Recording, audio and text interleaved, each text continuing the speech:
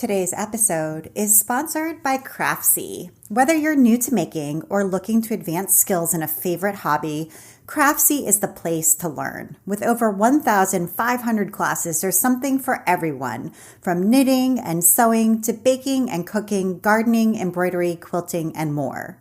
Visit craftsyoffers.com today for a special holiday deal. Get a full year of Craftsy premium membership for just $3. That's 97% off the regular price. Start turning ideas into projects you can be proud of.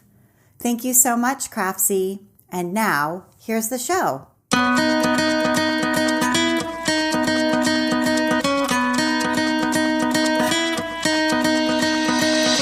Welcome to episode 238 of the Craft Industry Alliance podcast. I'm Abby Glassenberg. Craft Industry Alliance is a community for craft professionals where you can strengthen your creative business, stay up to date on industry news, and build connections within our supportive trade association. Check it out at craftindustryalliance.org. Today on the show, we are talking about sewing glamour with my guest, Gretchen Hirsch. Specializing in vintage glamour, Gretchen, or Gertie Hirsch, is a designer who infuses her passion for sewing into glamorous creations that can be customized for anyone. She got her start as a blogger with the popular Gertie's New Blog for Better Sewing, and has collaborated with Butterick and Simplicity on the Patterns by Gertie line of sewing patterns, and designed fabrics for Joann Fabrics, Spotlight Stores, and Michael Miller. A sought-after instructor, Gertie has traveled the world to lead sewing workshops highlighting her techniques. In 2017, Gertie launched her own independent sewing pattern line called Charm Patterns, focusing on new women's clothing designs inspired by classic looks from the 40s and 50s. And in 2020, she launched her Patreon subscription service, which includes monthly downloadable patterns and accompanying video tutorials, virtual sewing circles, live streams, and more. It has amassed a large community of passionate sewing enthusiasts from around the world.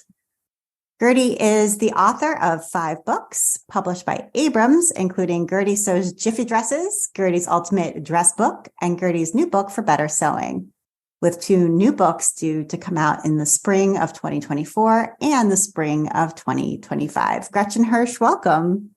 Hi, Abby. Thank you so much for having me. Thank you so much for coming. I feel like you've been a blogger for a long time. I was a blogger for a long time as well. And I'm just really excited to finally have the opportunity to talk with you and hear more about your journey. So let's start with where you grew up and what you were like as a kid. Okay. Yeah. I grew up mostly in Delaware. My family moved around a lot because of my dad's job. He worked for DuPont. So whatever project he was working on, we would move to accommodate that. So we lived in Detroit for a while because he was in auto parts, Wilmington, where he worked in their chemical division. And then we even moved to Brazil for a while because he was in Lycra for a couple years. So my child was like a lot of moving around, and I had to be very adaptable. I was a huge nerd. I loved to read. There was nothing I loved more than reading as a kid. I learned how to crochet at a young age. That was the first crafty thing I remember doing, was that in Girl Scouts, we learned how to crochet. And I just ran with it. I made a baby blanket for my English teacher because I just loved English class so much. So you're getting a sense of the kind of kid I was. And then I got really into theater. I was a theater kid for a long time, and ended up going to NYU to major in theater design. And had a lot of sort of weird false starts in my career, but we can talk about that What next, I guess. What is theater? Yeah, what is theater design? What does that mean? Does that mean like I'm imagining like props and set, or is that something different from what I'm thinking? Well, I initially, for anyone who knows about Tisch School of the Arts, there are different studios you can specialize in. And so I went to Playwrights Horizons, which was really a directing studio. And I had this amazing professor who talked about sort of the concept of design in terms of set design, costume design, lighting, and really taught me the basics of how to be a conceptual designer, which was something I had never occurred to me as a kid. So then I went on to move to their design track in Tisch School of the Arts, where I learned about set design and costume design and that sort of thing. And then I never had a career in theater. So yeah.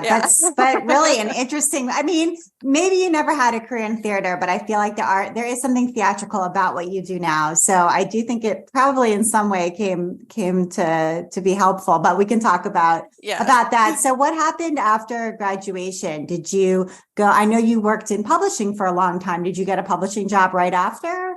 I didn't.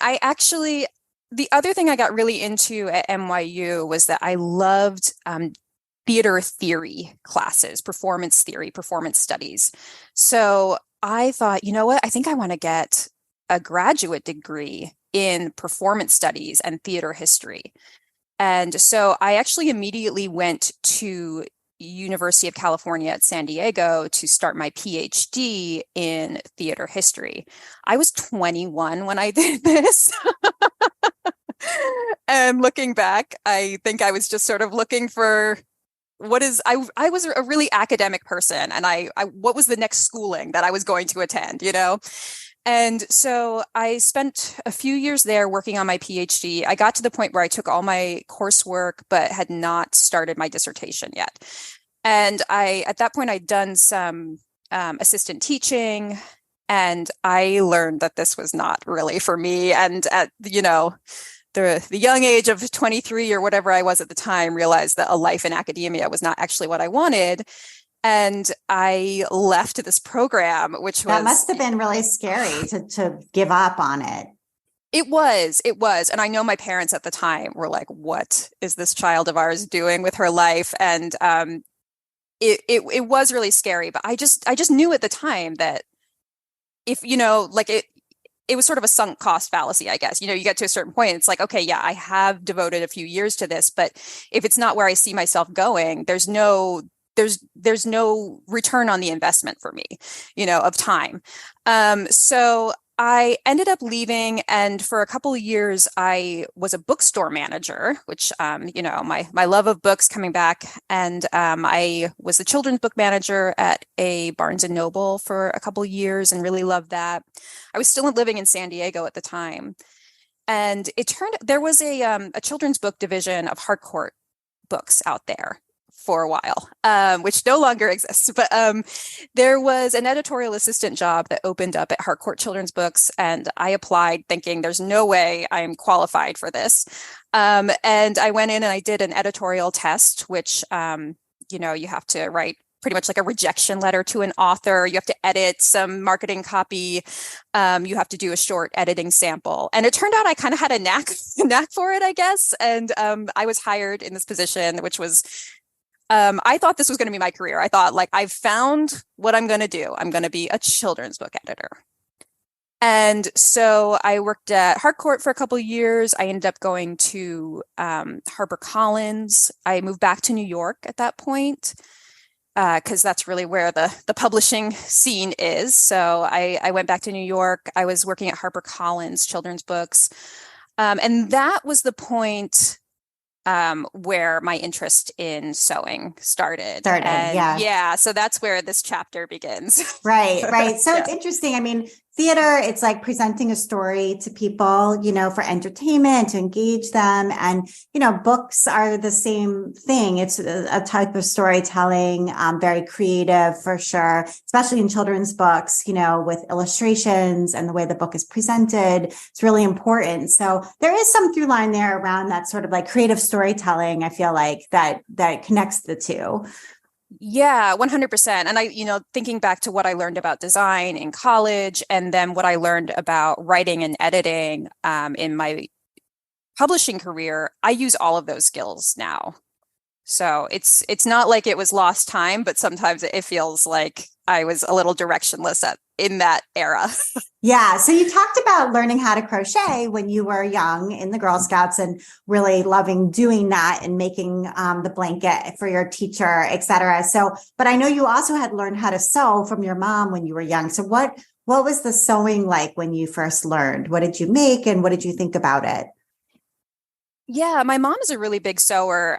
She's still super into quilting. That's her thing. And when we were little, she would make our Halloween costumes. I remember, going to Joann's and picking out the pattern for my Halloween costume and the fabric, and she would make our costumes every year, me and my brother.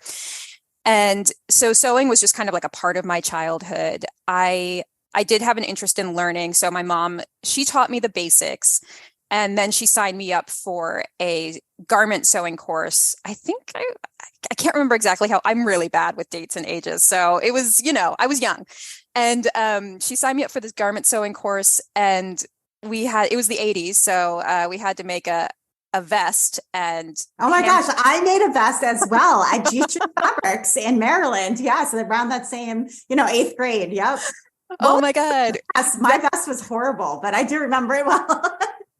Well, we were just talking in the studio the other day about how Blossom was so influential on all of us, and she had these vests that were like very funky, right? So they had like buttons and embellishments. And so vests were the thing that was cool.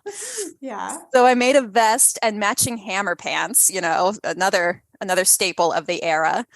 And let's see, I made the vest in blue and white striped seersucker, and the pants were like a chambray kind of. And I was like, this is not what I imagined when I thought about like fashion and sewing and like looking at myself as this awkward kid. I was like, I don't like sewing.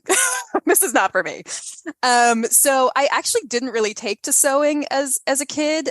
I only really picked it up again when I was in college, and I was like, oh, I actually know how to use a sewing machine. So if I'm like I remember doing weird stuff in college, like making a suit for a puppet for an avant-garde production of something we were putting on for our, you know what I mean? Like that kind of thing. I could just kind of pick up a machine and I had that base knowledge. Yeah, right. You knew how it worked. Okay. Yeah. Right. And then you were saying when you were working in publishing, that's when it sort of reignited maybe from the fashion point of view, not just like a practical tool, but maybe something you could use to make clothing for yourself. So what was sort of the first spark that reignited your interest in sewing? It was really sort of me finding my own personal style in terms of my own fashion sense and sensibility. So when I worked in publishing, I developed an interest in 50s fashion specifically. And that was how, I had to have a professional young woman's wardrobe. So I would kind of cobble together these outfits that looked vintage, like little cardigans and my grandma's costume jewelry. And everyone would always compliment my clothes, like, oh my gosh, you've got this great sense of style. And I was just kind of like feeling it out. And then I started getting really into researching like what actually is this world, and going to vintage clothing shops. And that was around the time I discovered that I don't really fit into a lot of dresses from the 50s. And I think a lot of people have this experience. You see these gorgeous dresses and they all have a 24-inch waist. And it just, you get this feeling of missing out on this amazing fashion. And around that time, blogs were super popular, as you know. And I started following some vintage fashion blogs and people who collected vintage sewing patterns. And that's the first time I made the connection of, oh, it's not just, vintage fashion isn't about just like going to a store and finding a vintage dress in your size. There's this like huge archive of print material, women who sewed their own dresses. And I saw people like sewing from vintage patterns, which that blew my mind. And so I got obsessed with this.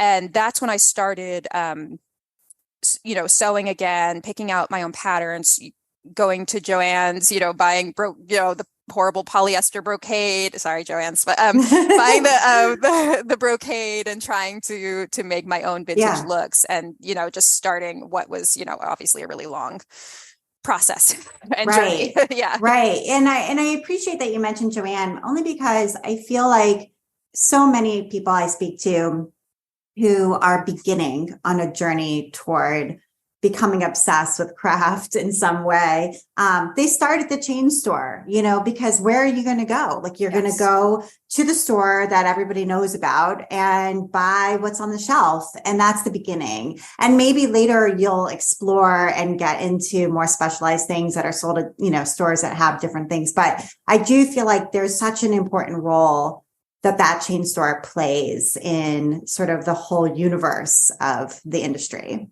Yeah, completely. And it was, I went there first because that's what I knew from my childhood, like those Halloween costumes that, I knew how to go to the pattern catalog and pick out a pattern. From watching my mom do it. And then I knew, okay, here are the fabric recommendations. And then you go to that section. So it's set up in a way that you can navigate it fairly easily. And especially if you have family members who sew, you've seen it in process before. So yeah, it's a super important way for people to start. I agree. Yeah. Absolutely. Okay. So you started following these blogs, got introduced to this world, realized you could actually sew vintage style garments, maybe from vintage patterns, et cetera. And then you discovered this book, this Vogue book. And so talk a little bit about that journey and the sort of the beginning of the blog. Yeah, so I started collecting vintage sewing books and vintage sewing patterns. I came across this book called Vogue's New Book for Better Sewing, and I just fell in love with it. It was published by Condé Nast, who at the time owned Vogue Patterns. And the idea was it was 14 patterns that would make up a stylish woman's wardrobe. And if you've ever looked at a vintage sewing pattern, they're pretty bare bones in terms of directions. So this book really was what was supposed to take you through in a little more detail. Here's how you sew these things, and here's how you can style them. And the photographs were just amazing. I mean, they were like 50s, like high fashion photography. And then there were these beautiful illustrations. So just the overall aesthetic of this book really resonated with me. And I kind of had the idea, like, it would be really cool to source all these patterns and sew them myself, but I was kind of busy with work. And then I got laid off at HarperCollins. There was like a huge shift in publishing around that time. They cut down a bunch of jobs, and mine was one of them. So I had like 6 months of unemployment where I looked for a new job, obviously, but also I sewed a lot, and I was getting a lot better at sewing, and I was taking some classes, and I was reading. I mean, this is my thing from way back. If I want to know about something, I'm going to find every book on the topic and read day and night to learn about it. So I was amassing a lot of knowledge. And then when I had a lot of free time on my hands, I thought, you know what? I love this. I mean, it was a real era in blogging. There was Julie and Julia, I was just going to mention Julie and Julia because there's, yes, I would love to talk a little bit more about that. There's definitely resonance there, but yeah. Yeah. So I was inspired by those types of projects where it's like, I'm going to do every one of these things that would make me a better artist or make me better in my field, or my area of interest. I'm going to do every one of those things and document it. So that's where the idea for the blog came from. I started actually tracking down the patterns that were featured in Vogue's New Book for Better Sewing. Because they didn't come in the book. Like the book was one thing, and then you had to go. It wasn't like today's books where in the back there's an envelope with these patterns that you pull out. Exactly. Yeah, that's a modern idea. So in the Vogue's New Book for Better Sewing era, which was 1952, by the way, you had to go buy the patterns separately at your local fabric store or Woolworths. I mean, side note, one of the things I love about collecting these old patterns is they're often stamped with where they were bought. So it will be like, so-and-so's Five and Dime or Woolworth's fabric department or whatever. There were so many places to buy patterns and fabric that we don't like now. It's Joann's and maybe Walmart, but there were all these little indie shops where you could go shopping for suit fabric and patterns. So it was really in all the department stores. The department stores had a section that was for sewing. It wasn't like you just went there to buy ready to wear clothes. You could also buy things to make the clothes. Yes. And if I could step back in time, I think I would visit one of those stores. I'm so sad that we don't have that anymore. I want to take a minute now to talk about our sponsor, Craftsy. And here is a message from Craftsy. At Craftsy, we know making. Whether you're new to the handmade life or looking to advance your skills, we have classes for all maker levels and interests. From knitting and sewing to quilting and embroidery, Cooking, baking, paper crafts, and more, Craftsie's instructors guide and encourage you, empowering you to turn ideas into realities. And they have an exclusive offer for Craft Industry Alliance podcast listeners. Right now, you can get a whole year of their premium membership for only $3. Visit craftsieoffers.com for a special holiday deal. Sign up and the discount will be automatically applied at checkout. For only $3, you get a full year of access to over 1,500 premium full-length classes. It can be challenging to know where to go to learn new things, especially when you're an absolute beginner. Craftsie's instructors help build strong foundations as they teach, setting you up for success and helping you fix mistakes as you go. Their enthusiasm and strong teaching style make learning accessible to all. If you're an experienced maker and looking for new challenges and fresh projects, Craftsy is for you too. From perfecting your fondant skills to tackling complex stitches, from eye-catching garden design to next steps in sourdough, Craftsy has advanced classes in all crafts from instructors who are experts in their field. With over 1,500 classes, including downloadable patterns and recipes, Craftsy has a class and a craft for everyone. Visit craftsyoffers.com today and get a year of Craftsy premium membership for just $3. That's 97% off the regular price. It's an awesome holiday deal. Start turning ideas into projects you can be proud of.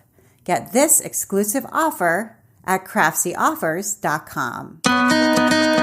You decided to start this blog, named it basically after this book, but with the name Gertie. And let's just talk a little bit about that's almost like an online pseudonym of yours. Obviously, your name is Gretchen. Gertie is a nickname for Gretchen. But I've talked to several people who, for whatever reason, ended up with like some version of their name that's not their full name as the way that they are known online. And a lot of them have said to me that it's been helpful to them to have the distance that sort of other name, like I know somebody whose name is Stacy and really she's Anastasia, but online she's Stacy. And that's helpful because then when people are upset or angry or critical or whatever of Stacy, she can still protect Anastasia. So I don't know if that is the case for you, but I'd love to hear a little bit more of reflection about like that name Gertie. Yeah. I mean, that totally resonates with me, what you were just saying. I chose it like a nickname. It was a nickname in my family and friends, Gertie. And I thought it sounded kind of vintage. Everyone has like a grandma Gertie or an Aunt Gertie. So I was like, it kind of sounds of the period and it rolls off the tongue a little more than Gretchen's new blog for better sewing. So I decided on it on a whim, and obviously it's stuck with me for, 14 years and counting now. So a lot of people will ask, there's some confusion about, should I call you Gretchen or Gertie? And I'm like, I really answer to both. Like, I don't care what you call me. I mean, people in my, my private life call me Gretchen, and, usually people online call me Gertie. And so that is the separation for me.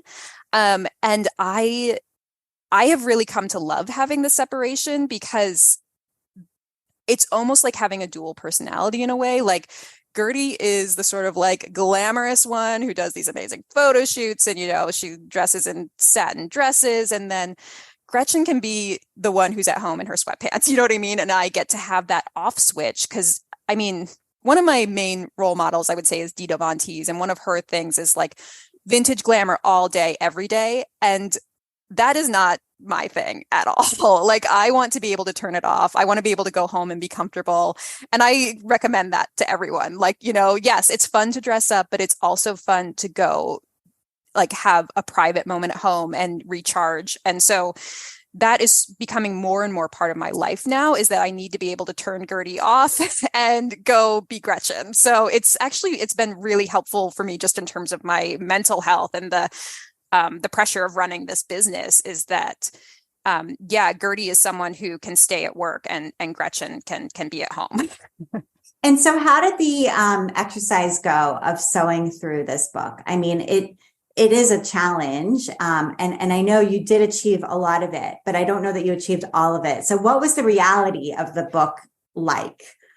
It was really, it was fun. I mean, for the first part of it, it was really doable. I was finding the patterns I needed. I found a lot of the more simple ones. Like there was a pencil skirt and a bolero. There was one that was just a gathered skirt, like something that you really don't even need a pattern for. So a lot of it felt very manageable in the beginning. But then it turned out that there were some patterns that I just could not get. And I still haven't found two of them. So, and also the blog at that time kind of took on another life. It was about more than just these 14 patterns. At the time I was blogging every day, and I have an interest in, how sewing intersects with a lot of different topics. So I was writing about sewing and feminism, sewing and gender roles, so, politics, like how does this relate to the world at large? And of course, fashion history. And at the time, a lot of my personal life too would show up in the blog. So it became bigger than just this project for me. So that's why, I mean, I don't even feel bad that I never finished it, because it became a different goal, in the end.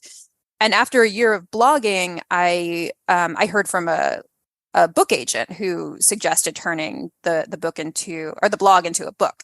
So it kind of became this new project to write the book and then go on to write several more books. And, it kind of just took on a life of its own that was about more than the original Vogue book. And, the blog, I feel like for you and for me as well, it really, was the center point, was like the birth of everything else, was like the home base, the place where all of it lives. And then all the opportunities spawned from it. And I don't know what you think about this. Is that true anymore? Can that be true anymore? This was for you, it sounds like maybe 2008, 9, somewhere in there, when this was all unfolding. And so that was before Instagram, before all of it. So I just wondered what your thoughts are now in 2023 about blogging.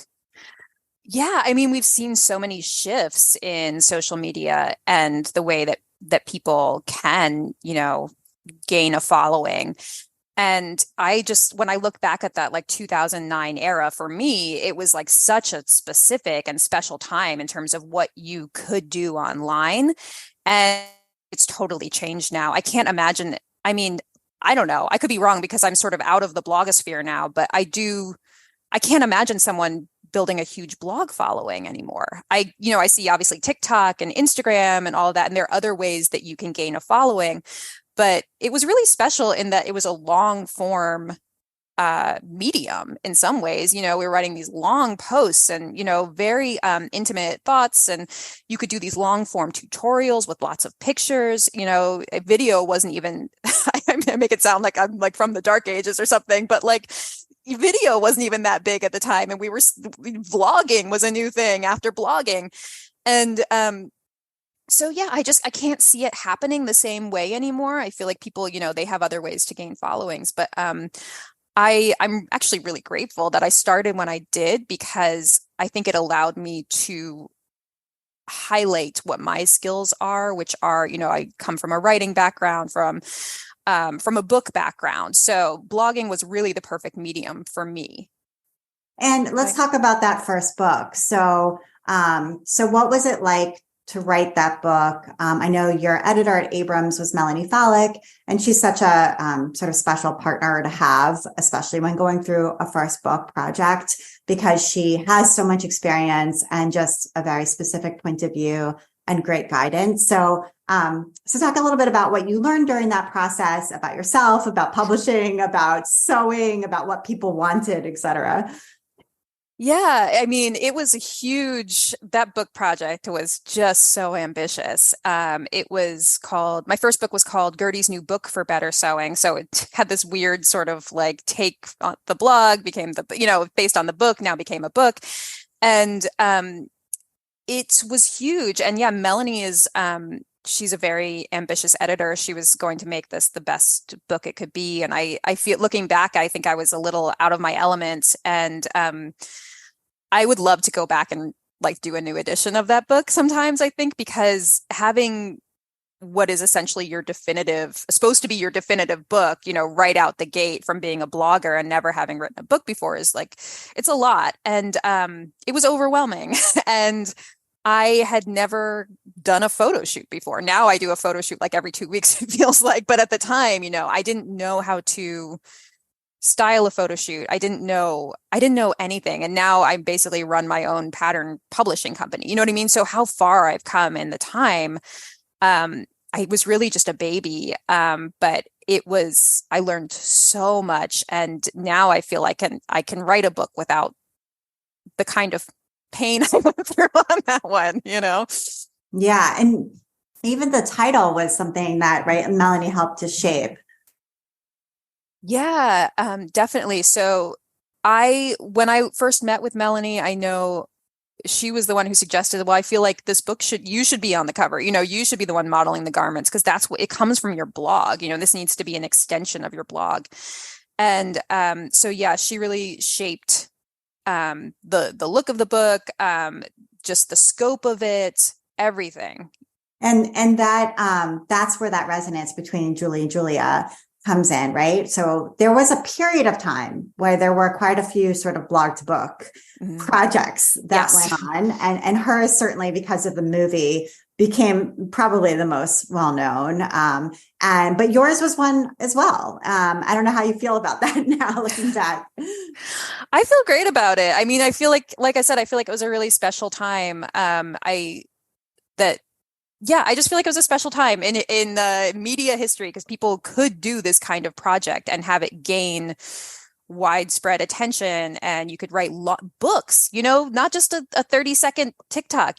People were writing books based on these projects. And I think a lot of the projects that came out of that time were really interesting, Julia and Julia being one of them. Yeah, absolutely. Okay. So you had this book under your belt, and you did also start designing patterns for one of the big four pattern companies. I don't know if I have the order correct, but talk about how you became affiliated with them, how you connected with them initially, and what your ideas were regarding designing patterns. Were they like a vintage design that you were sort of making new again for today's woman, or what were you thinking about that part? Yeah. Let's see. I don't know what the timeline is either at this point, so don't worry. Perfect. Let's see. I know that I was watching, the next thing that was kind of coming in the craft world was indie pattern companies. There was a rise in that at the time. And I was seeing all of these really interesting women really just make patterns on their own, and I was fascinated by that. And so I designed patterns for my first book, and I kind of got a taste of what the process was like. And around that time, I thought, I would love, like, long-term goal, I would love to have my own pattern company, my own indie pattern company.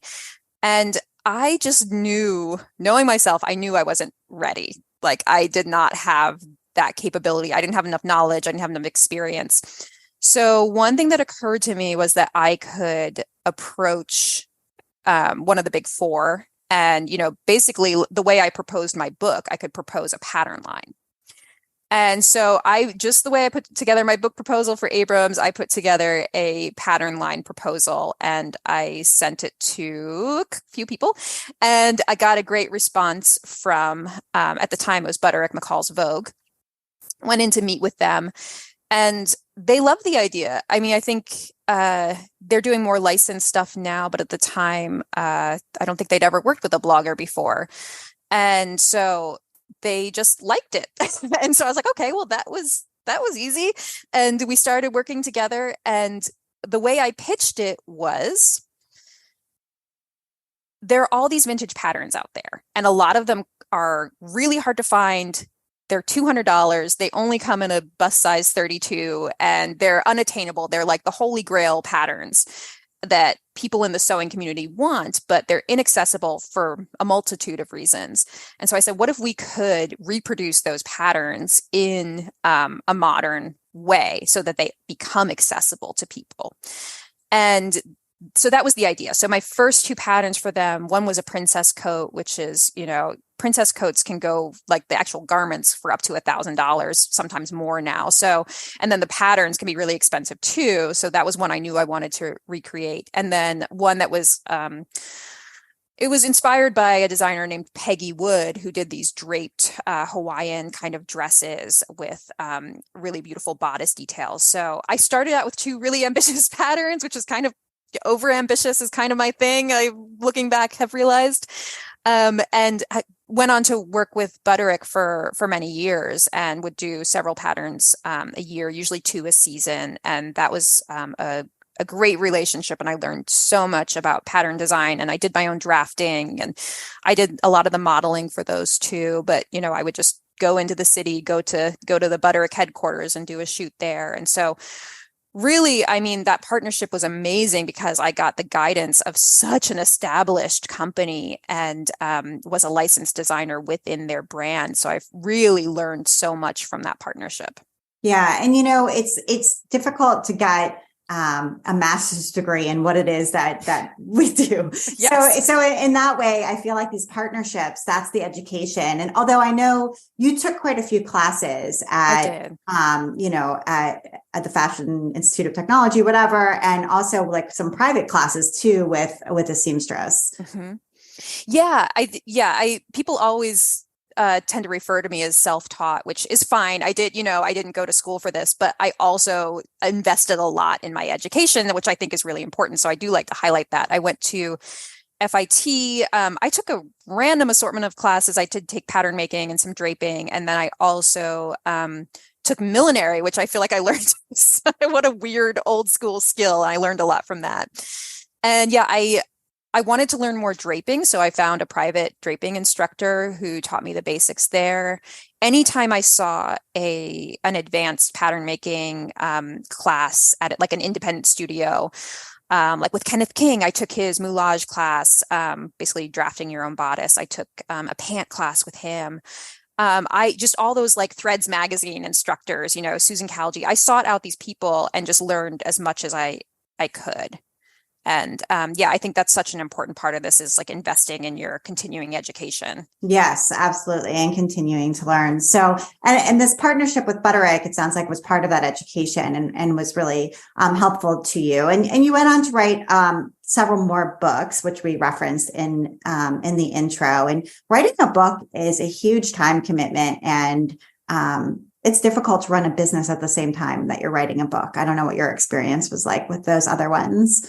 It is really hard. In the beginning, I didn't have the business that I do now. I was all freelance. So I did go back to work in publishing for a little while. I went to work at Simon & Schuster. And then after a year, I realized that the sewing thing was really taking off. So I left that and I committed to the sewing career full time. And so all of my income at that point was, royalty based. I did some teaching, like some private lessons, that kind of thing. So I was just kind of cobbling together this income. I would do books. So I had more of an unstructured schedule at that time. I wish I had appreciated a little bit more because I still found books really overwhelming at that time. But I was able to devote more time to it in a just like, oh, I guess today I'll just write all day sort of way. But now, and working on a new book right now and running the company that Charm Patterns, which is now my main focus, you really have to be so regimented about taking the time that you need to work on the book. So like for now, I take every Tuesday and Friday morning, I write at home. And then, honestly, a lot of weekends are spent writing. So I just have to find the time where I can and carve it out.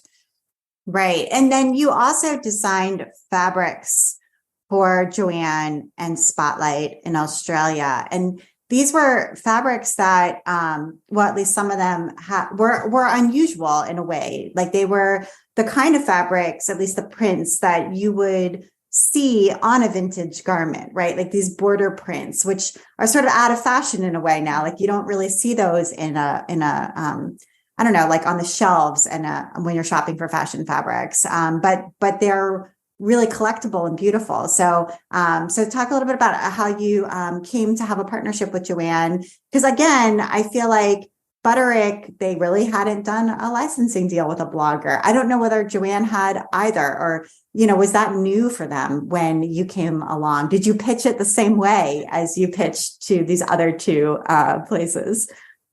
Yeah. So let's see.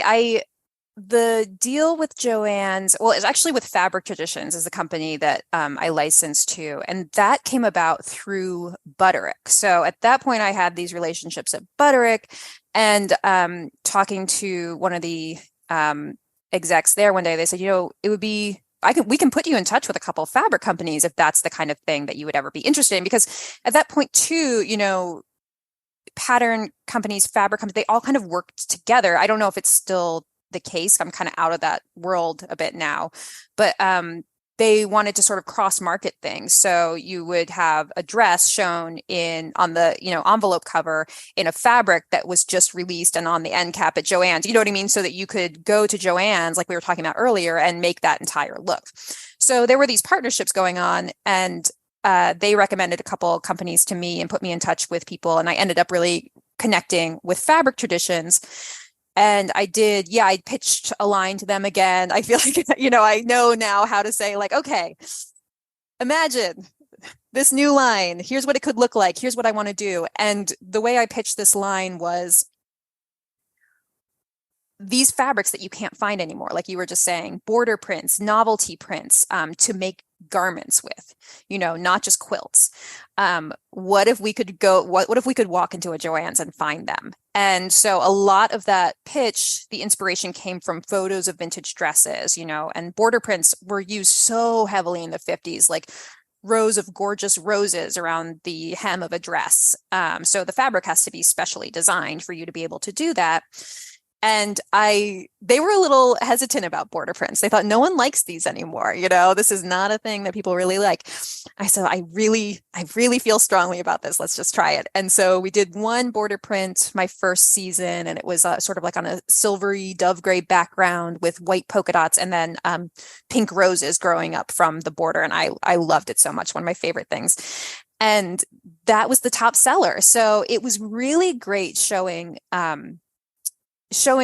these established companies that, like, hey, there is this growing sect of sewers who they love vintage. You know what I mean? They want to be able to recreate these 50s style dresses, and they're like mostly young, or at the time we were like all younger women. And that was like something that really surprised people when I started, was that like, oh, you seem so young to be doing this. And like, oh, all your followers are really young. And this is this new sort of young demographic that we can tap into.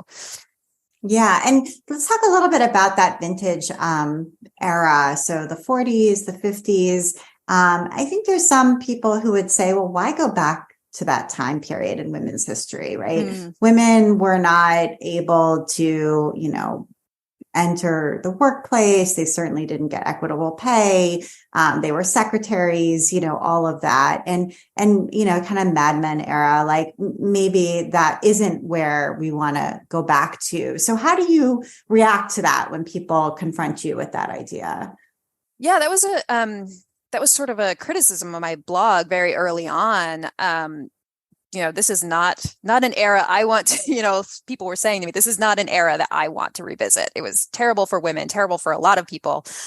And so instead of, being defensive about it, one thing that I did in my blog early on was to explore those ideas and to get people's comments. Like, how do you feel about this? Do you, because I think the thing we all kept going back to is like, but the dresses are so beautiful.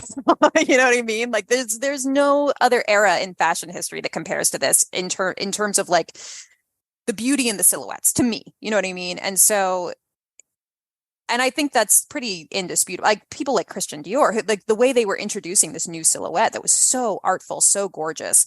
I mean, it's a shame to throw that away because women didn't have a lot of opportunities at the time, when we are now living in 2023. And I mean, I could say other things about what is happening in women's history right now, but I won't get into that. But I do feel like we can separate those things. We can separate the politics of the time from the art of the time, from the fashion of the time, and enjoy it now. And the other thing I would say is that the fashion from this time, it is part of women's history. You know what I mean? And a lot of these designers were women, especially the American designers. There's a whole movement, outside of Christian Dior and the New Look, there was an American movement called the American Look that was a lot of women designers, and you didn't really see that in European design so much.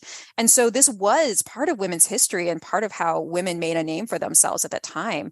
And so I think it would be a shame to ignore it because some people associate it with a darker time in women's history. Like, can we find a way to celebrate it instead and celebrate women's achievements of this time? And you, and to go with the outfits, which you had mentioned, you modeled for the book, and you've modeled in a lot of places. You also have your hair done in those same styles from that same time period. Was there a place you were going to get inspiration or tutorials on how to do your hair like somebody in the 40s and 50s? Because I would have no idea where to begin. I mean, well, that's been a long journey for me too. But yeah, I did early on. I really wanted to learn how to do those glamorous hairstyles. And so I watched a lot of YouTube and tried to learn how to do it myself. I would say so early on when I did my books, I think there was often kind of especially in publishing, people wanted the clothes to look somewhat modern and the styling to look somewhat modern and relatable.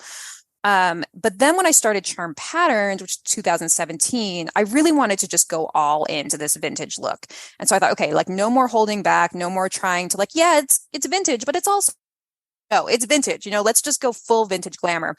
And around that time, I met an amazing hairstylist named Missy, and she's done a lot of the styling for Charm Patterns and for my last book, Jiffy Dresses. And she kind of like helped me learn. I mean, she did a lot of the hair herself, but then also I learned how to recreate some of it myself. It's really an art. I mean, you can do as much as you can at home, but sometimes, Missy is a real artist, and she has created some amazing looks. And now I work with another hairstylist. And I mean, it's just my theory and my whole approach to things now is we go full glamour, we go full fantasy, because why not? Because, an escape from every day, and why try to hold yourself back, and do a more modern hairstyle just because you think it's going to be accessible. Like if you want to recreate that look, just recreate it, And so it's been really fun getting to dive into all of that styling and really go all out with it. Can we talk a little bit about your tattoos? So yes, right. Full fantasy for sure. Hairstyle, styling, etc. We're not going to sort of try to bring it to today, but your tattoos bring it to today, because clearly women in the 40s and 50s, for the most part, didn't have the tattoos that you have, and they're very visible. They're on your chest, they're on both of your arms. So in every photo we see them. So I don't know how, like, what is your idea, your attachment, your feeling about your tattoos and being tattooed? I don't really think about it much anymore. It's just a part of who I am. But yeah, definitely when I first started, that was something that people commented on a lot too. And I don't see that quite as much anymore, but any of the negative comments I got were usually related to my tattoos. Cause, older people would say like, oh, the dress is beautiful and you're beautiful, but your tattoos ruin it. So I was often confronted with this idea of like, you've ruined your body, or like you've ruined your physical appearance for me, this anonymous commenter. And I gotta love the internet. I love it. I know. And I remember that was a big thing in my blog early on. Just, people troll me about my tattoos. If people are going to attack me about something, it's got to be my tattoos. And so I've just dealt with it for a long time. And another comment I guess, or we as a business, is that, well, like you were starting to kind of make the connection, like women of this time would not have these tattoos. So you are not actually, this is a great look, but it, again, like you ruined it for me, because it's not like a purist vintage approach to this look. And I don't know. I don't know what to say. I don't know what to say to that. It is, my tattoos are part of me, and I think they're a beautiful art form. And to me, they elevate the look, and they also modernize it. But for other people, they ruin it. And that's just why we're all, different folks, different strokes, different folks, all of that. So you had mentioned earlier that when you thought about back in, I don't know, 2011, 12, creating your own line of patterns, your own indie pattern company, that you felt like you didn't have enough experience, didn't want to sort of take that on because it's such a big project. But as you've mentioned, in 2017, you did launch Charm Patterns, which is your own indie pattern company. So what changed and what gave you the idea at that moment? Like, okay, I'm ready now. I can do this. I think the biggest change for me was that I started noticing all the things I would do differently if I were in charge, which kind of sounds like a terrible way to approach it. But for the first time, I felt like I was having these ideas for, okay, if I were art directing this shoot, I would love to hire this hairstylist, or I would love to choose these accessories. But for all the projects I'd done up to that point, there was another creative director. And so I found myself maturing into this role where I wanted to be that creative director. And I think that that's the first time I knew that I could give it a go. And I also, from doing my books, I had experience in doing a bit more of the creative direction side of things. So, and especially with Jiffy Dresses, which is my last book, I hired the photographer, the hairstylist, like that. It was sort of a Charm Patterns production in a way before Charm Patterns was really in full swing. So I had kind of started creating this team who I wanted to hire myself. So that's when I knew that I was ready, emotionally, mentally, all of that. And then, of course, the financial part of it was that I saw just my future. I couldn't continue to do this only as a royalty-based contractor the rest of my life. There was going to be an endpoint for me, and I was not ready for that. So I wanted to figure out how to take control, how to, instead of just earning a small percentage on the things I was creating, how to, and obviously there's pros and cons to becoming the boss, but I do feel like I was ready to take control financially, creatively, in every aspect of what I was doing. And, the internet had matured also, right? So by 2017, the ability to sell direct to consumer, to your consumer, was really robust in a way that maybe in 2009 wouldn't have been possible. Yeah, definitely. I mean, I look at all the women who paved the way in those indie sewing pattern companies, and they were just an accepted part of the sewing industry by the time that I started Charm Patterns. So there was now an established, it wasn't just like, oh, I bought this weird PDF online and I'm going to try. It was like, this is actually one of the more popular ways to sew a garment now, is to download a pattern from an independent company and sew it. So yeah, it was really, things had changed a lot in that time, and people were I was more ready, and my customers were more ready for this idea. Yeah, absolutely. It's interesting. When you look now, I don't know, do you still work with the Big Four in any way, or no? I don't. Yeah. So when, obviously they've all consolidated now. So they're all owned by one company, merger after merger after merger. This is where we've landed. There is one company that is the Big Four. Right. So when you look at them now, I don't know, what do you see as the future there, sort of as far as amount of market share? You've got a perspective of having worked there in their offices for a long time, had that relationship, learned a ton. Now you're an independent designer. So you are almost, there's a few like Liesel, there's a couple of people who are sort of in this unique space, Mimi G too, but where you kind of have the inside perspective from both sides. But I wonder what your thought is, like, where are we headed? What is the future gonna look like when we look at this landscape overall? Yeah, I mean, that's a great question. And that's something that I think about a lot. I feel like there's probably room for everyone. I hope there's room for everyone. I feel like there's still always going to be that consumer, who we've talked about today, who is going to Joann's for the first time. And, they would never spend $25 on a pattern. They don't even know that digital sewing patterns exist. They want to buy their pattern and their fabric and their zipper all in the same place. You know what I mean? So that consumer, I feel like, is always going to be there. I hope they're always there. We need that consumer. So I think that that is where you kind of start out as the consumer, and then you may kind of graduate to, wait, there's the, you learn this whole world exists of, there's so many companies. Oh my gosh, there's like, people are sewing with projectors now. They're not even downloading the pattern. You know what I mean? They're not even printing it out. It's just evolving so much. And I think the biggest strength that we have is the sewing community, and you see them just become passionate, and want to learn everything about this and try every pattern and every kind of fabric. And so I think it's just an evolution of the customer. They're going to need all of these.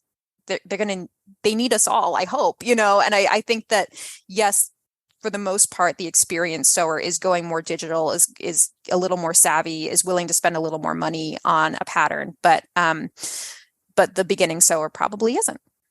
And that kind of leads into your Patreon. So, Patreon is a subscription-based membership where people who are really supporters of your work and want greater access, more, can sign up and pay monthly. So what inspired you to start the Patreon? How has it been going? What are some of the challenges that you maybe faced that were unexpected, or some of the joys that have resulted in having this sort of group of patrons? Yeah, the Patreon content is the biggest part of my business now, which I did not anticipate that happening. But so after I started Charm Patterns, we would do a few patterns a year, and they were all big and beautifully printed, and they had booklets and boxes, and they're expensive to make and expensive to buy, and they were shipped out, and so they were sort of a premium product. And about a couple years into this, but I started thinking about it. The wheels started turning of, oh, this is not going to be a sustainable business model for me, because every time I want to print a new pattern, I'm scrambling for that capital, and I'm printing. It takes so long to develop one of these that there's this sort of like no man's land of no revenue in between them, or very little revenue. And so I'm thinking, this is not like, I hired my first full-time employee, and it was such a stretch. I could not see how I could continue doing this independently. And then I started thinking about this idea of subscriptions, monthly revenue. Like, that was what we really needed to be able to survive. And so I was looking at what other people were doing. And a lot of people, they launched their own subscription service on their websites. Mm-hmm. I was really attracted to Patreon because I supported a few artists on there. It's for all types of artists.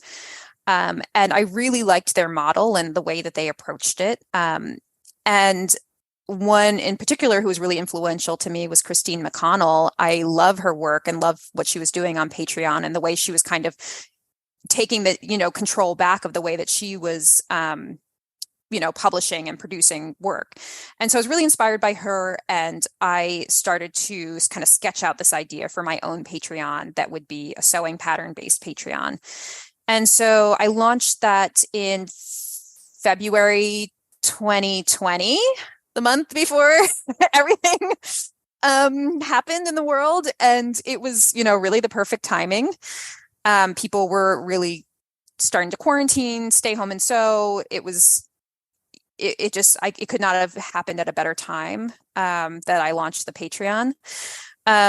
And so the idea was that I would launch a new pattern every month, digital only, and it has a companion video showing you how to sew it from start to finish.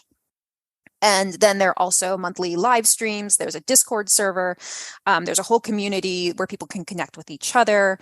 There are a lot of other perks. We do like a monthly gift, or not a monthly, a yearly gift that we mail to people. And you can sign up for different tiers. And so I started to tease the idea that I was going to do a subscription-based service. And so by the time I launched it, people were like ready to hit that button, my biggest supporters. And it was successful pretty much right out the gate. People loved it. And they loved the sort of surprise every month of what's the pattern going to be on the first of the month? Because I always release it on the first. And what's the video going to be? And it's created this really amazing community. And so that, I would say, the biggest plus is that it has enabled me to continue running this business. And it has been the best thing for Charm Patterns in terms of our finances and our sustainability. Some of the challenges are that I often compare it to a hamster wheel. I was just going to say, it's like an open mouth and it always has to be fed, right? Yeah. Yep. It is intense. At the first year, I loved doing the monthly content because I was like, this is so, for me as a designer, I was like, what could be better than every month you're doing a different project and it's short term, like, especially if you're like kind of, you love small projects and moving on to the next thing, which is kind of, how my brain works. I was like, oh, this is what I've been wanting creatively this whole time. And then as the years have gone by, we're now in year 4 of Patreon, and I have no plans for slowing down or stopping it ever.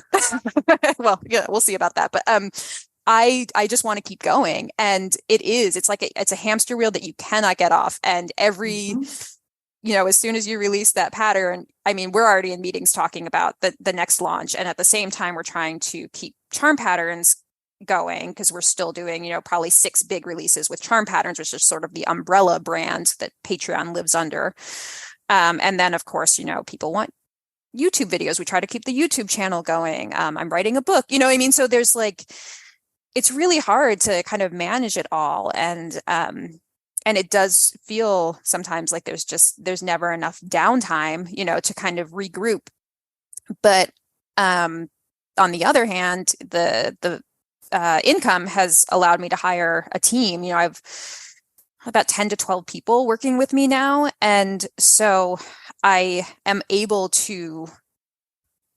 trust all of them so much. So I'm able to give a lot of the big tasks to them. I'm still designing everything and I'm still the face of the Patreon and, connecting with everyone on live stream, but I'm able to say, okay, you're proofing these pattern pieces today. And I don't even look at the pattern pieces in, the PDF file until the last round, because I know that I have this team that I can trust to be proofing everything. So, it changes. I'm not in that place where I'm like with a magnifying glass looking at every pattern line. I'm not that entrenched in that part of the business anymore. I'm able to run things on a larger scale, but it's intense. And I wouldn't change it for anything, but I recognize the challenges.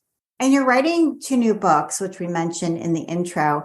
Abrams has changed. Obviously, Melanie left several years back, and it's somewhat different than it once was. Are you still working with them, or are these books going to be published some other way? I'm still with Abrams. They are, my publishing partner as long as they will have me. And I just signed up 2 new books. So that'll be my 6th and 7th book with them.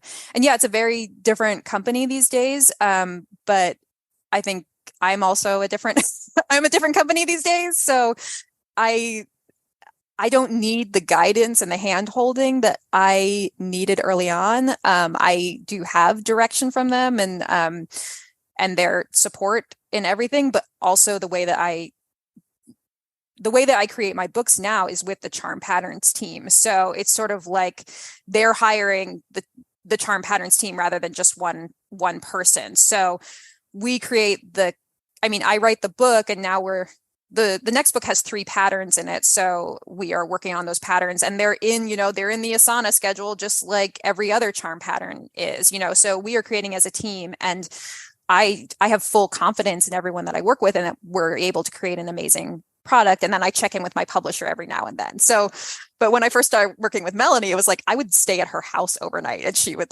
guide me in writing, you know what I mean?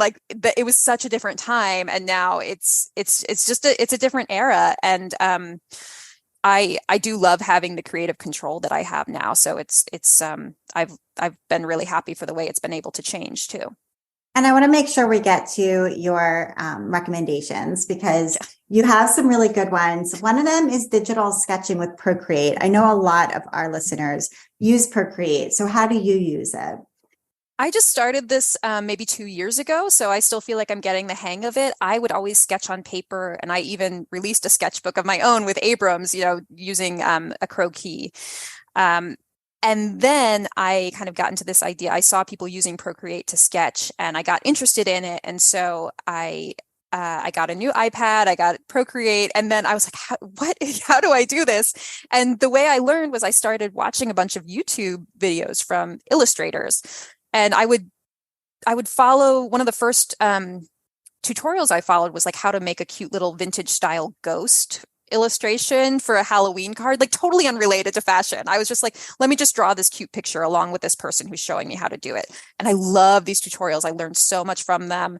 And then I was able to translate those skills to sketching my designs. And it has been really helpful because now, I have a whole team who's looking to me to create the sketches that they work from. So it can't be like a napkin style sketch anymore. I need to like create something really professional. So I really enjoyed working with Procreate. And I think also just for stress relief, it's fun to use that gouache brush and, paint and just really have fun with it. And you have an industrial sewing machine. It's a Juki DDL 8700. So tell us a little bit about that.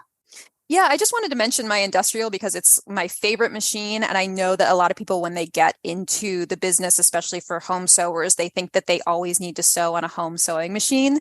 And behind the scenes, I'm always on my industrial because it's fast. It's like a race car. You've been sewing on like an old clunker and then you get this race car and it's just amazing. So every time I sew on my industrial, I love it. I don't do it on my videos because obviously it needs to be more relatable for the home sewer, but when I'm sewing samples for a photo shoot, I'm on that industrial and it's my favorite way to sew.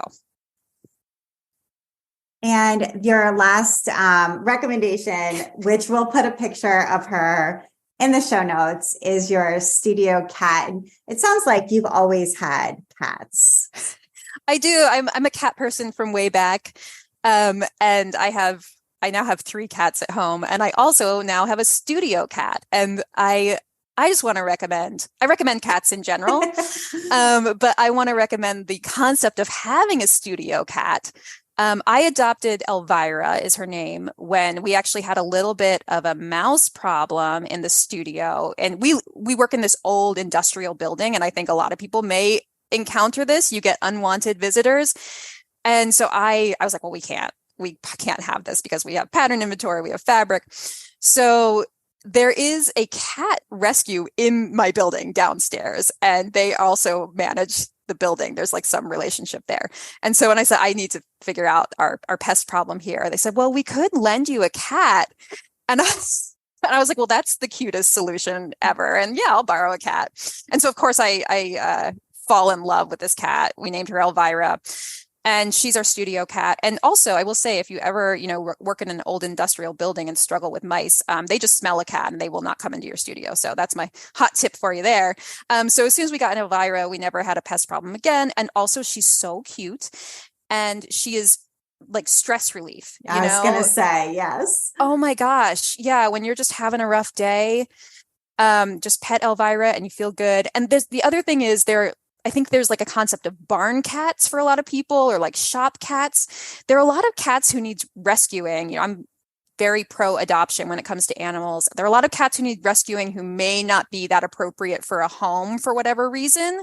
And they could do really well in a studio. And Elvira is one of those cats. And she's very sweet. She loves, being pet in the morning, and then she goes off and, sleeps on a box for the rest of the day. So she's a good solo cat, and she's a barn kind of style cat. And, if you feel like you could maybe give one of those cats a home in your studio, I recommend it. Well, Gretchen, thank you so much for taking the time to be on the Craft Industry Alliance podcast. It was great talking to you. Oh my gosh, I love talking to you too. Thank you so much for having me.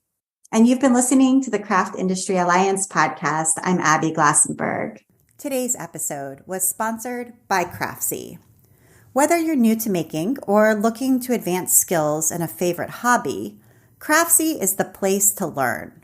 With over 1,500 classes, there's something for everyone. From knitting and sewing to baking and cooking, gardening, embroidery, quilting, and more. Visit CraftsyOffers.com today for a special holiday deal. Get a full year of Craftsy premium membership for just $3. That's 97% off the regular price. Start turning ideas into projects you can be proud of. Thank you so much, Craftsy. Craft Industry Alliance is a community for craft professionals. When you become a member of Craft Industry Alliance, you get in-depth coverage of craft industry news, the opportunity to connect with fellow professionals for advice and support, and access to an educational library filled with ideas, tools, and resources to help you as you build your business. Join us at craftindustrｙalliance.org. Thank you so much, and I'll see you next time.